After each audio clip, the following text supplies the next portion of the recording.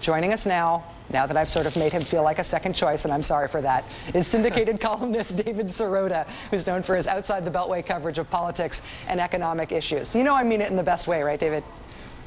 I do. I don't take it personally. All right. The New York Times says that John McCain seems to be, quote, scrambling to adjust his position on regulation to the current political climate. What has been John McCain's position on regulation, on regulating business, regulating the markets?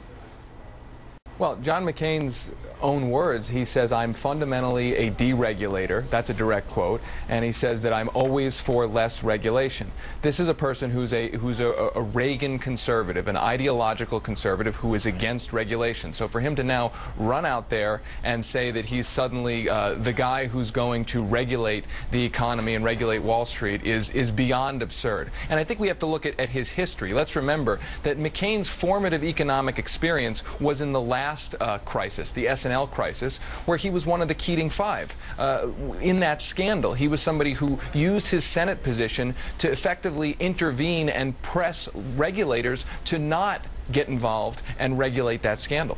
Well, is there a risk, as this economic debacle that we're involved in right now starts to resemble the S&L scandal, that the Keating Five issue is actually going to be on the table? Obama and Biden have stayed away from it thus far.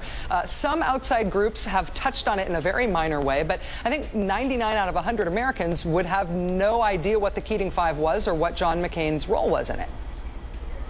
Well, I'm not so sure about that. I mean, I think older Americans might remember the S&L scandal. I think explaining that McCain was involved in that scandal, used his office in that scandal, again, to press regulators to get out of that scandal, to not essentially regulate the financial industry, it's completely relevant. It's completely important because it's the last example that we have. It's actually the only example that we have of what John McCain would do with a public office with a crisis like this. David, what is the biggest barrier to better oversight of Wall Street and the financial firms? What has stopped there being good oversight in recent years? What is it that needs to change?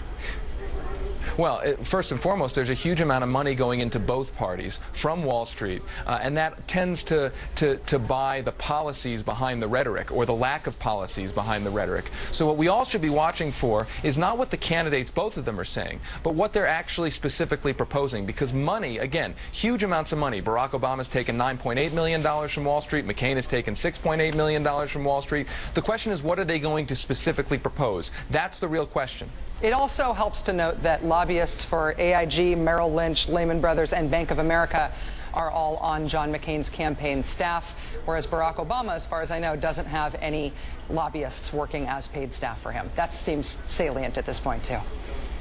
That's absolutely true. And remember, John McCain's top economic advisor, or at least was, and still an advisor of his, Phil Gramm, is the guy who pushed through legislation through the Senate to essentially gut the Depression-era regulations that would have prevented or at least lessened the impact of this financial crisis today.